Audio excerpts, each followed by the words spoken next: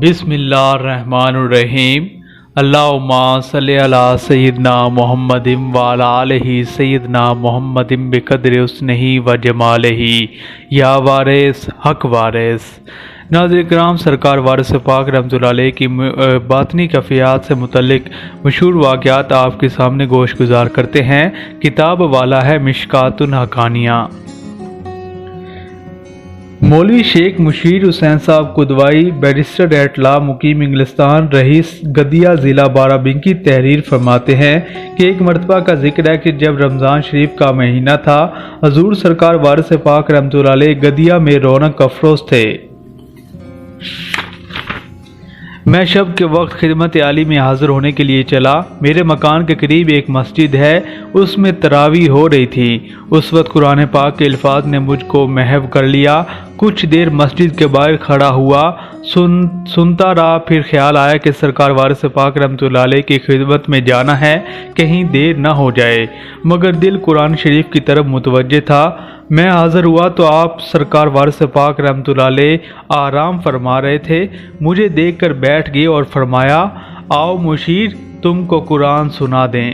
میں حیرت میں رہ گیا کہ آج یہ نئی بات کیسی، اور کبھی تو ایسا نہیں ہوا۔ الغرض سرکار وارث پاک رحمۃ اللہ علیہ نے مجھ کو مختلف قراتوں سے قرآن شریف سنایا۔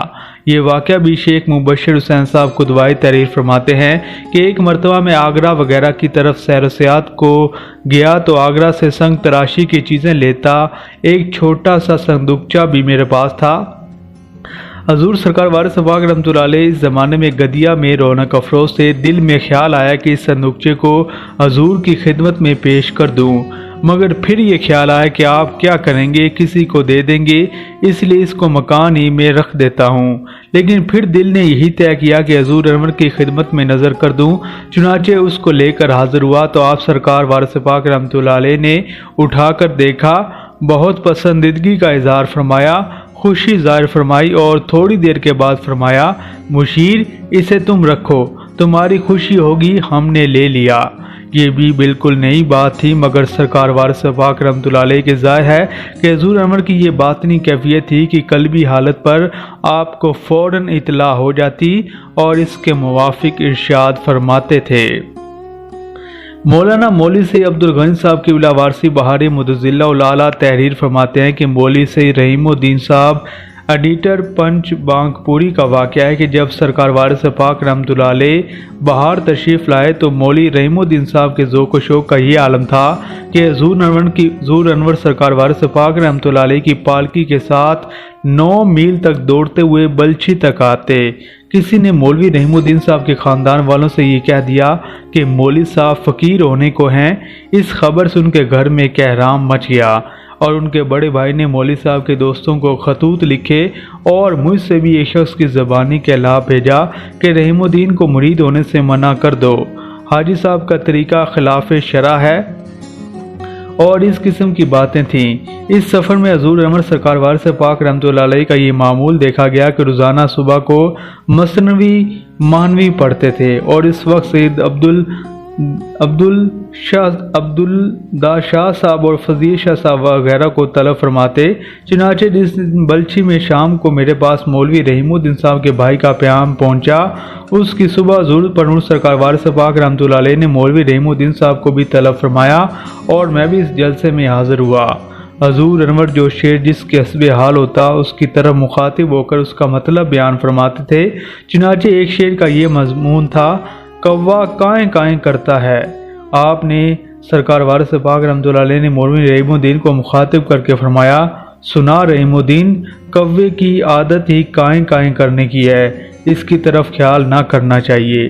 جب حضور سرکار وارث پاک رحمۃ اللہ علیہ بلچی سے رخصت ہو کر باہر تشریف لے گئے تو مولوی رحیم الدین صاحب کے ایک دوست جو میرے بھی دوست ہیں، حضور پر نور کی خدمت عالی میں حاضر ہوئے۔ آپ نے ان کو کبھی نہیں دیکھا تھا اور نہ ان سے کسی نے ان کا تعارف کرایا تھا، لیکن ان کے بیٹھتے ہی حضور سرکار وارث پاک رحمۃ اللہ علیہ نے ارشاد فرمایا کہ مولانا روم فرماتے ہیں، جب قلم ہوا ہاتھ میں غدار کے، کیوں نہ ہو منصور اوپر دار کے، مولانا سید عبدال غنی صاحب کی بلا فرماتے ہیں کہ میرے ان دوست کا بیان ہے کہ اس ارشاد سے مجھے اس بات کا یقین ہو گیا کہ یہ ارشاد مولوی رحیم الدین صاحب کے بھائی کے خط کی طرف ہے۔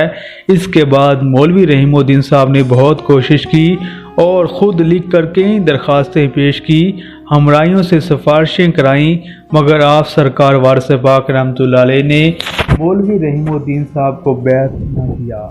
حاجی محمد شاکر خان صاحب وارثی، خلف الرشید مولوی محمد ناصر خان صاحب پنچنر کوٹ انسپیکٹر رئیس رائے بریلی لکھتے ہیں کہ میرے والد ماجد کے خالہ زاد بھائی حضور سرکار وارث پاک رحمۃ اللہ علیہ سے بیعت کرنے کی غرض سے خدمت عالی میں حاضر ہوئے تو ہم لوگ بھی ہمراہ تھے۔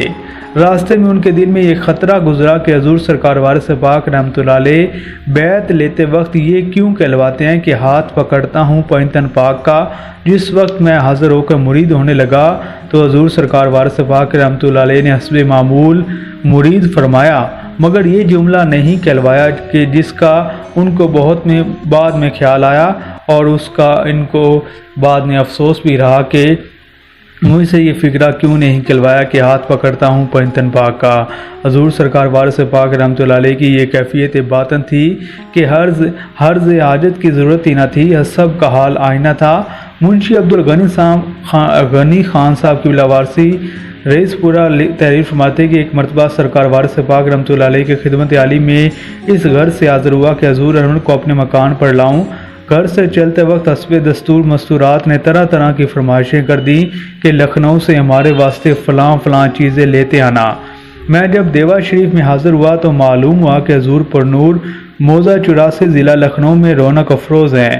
میں وہیں حاضر ہوا اور خدمت عالی میں عرض کیا تو آپ رحمۃ اللہ علیہ نے بہت قریب کی تاریخ ارشاد فرمائی، کل 5 دن درمیان میں تھے، کل 5 دن درمیان میں تھے۔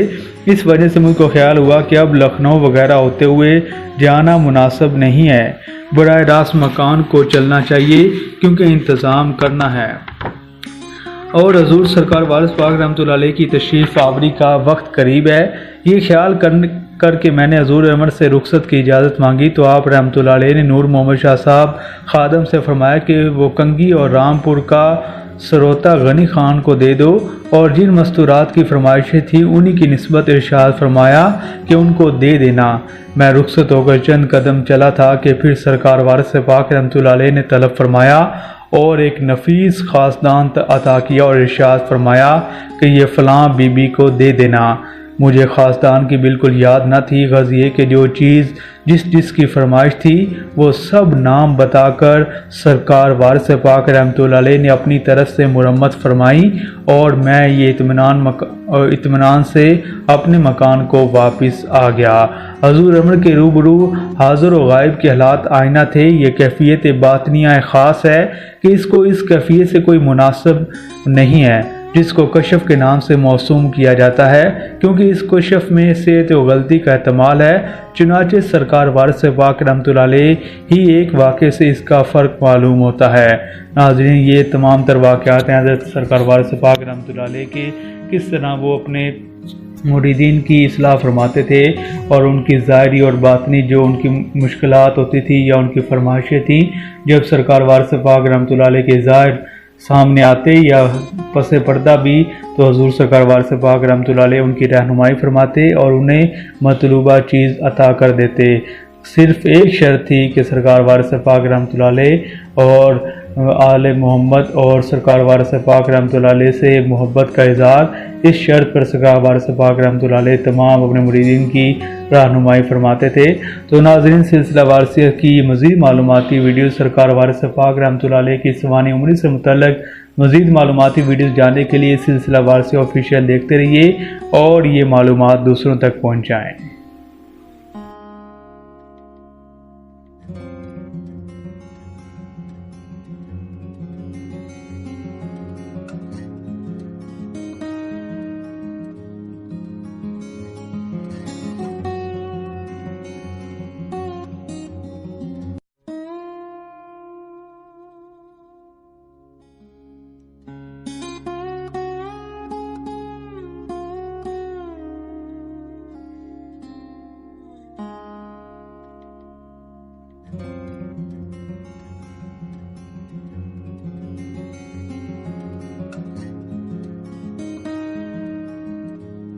अस्सलाम वालेकुम व्यूअर्स, मज़ीद मालूमाती वीडियोज़ के लिए सिलसिला वारसी ऑफिशियल को सब्सक्राइब, लाइक और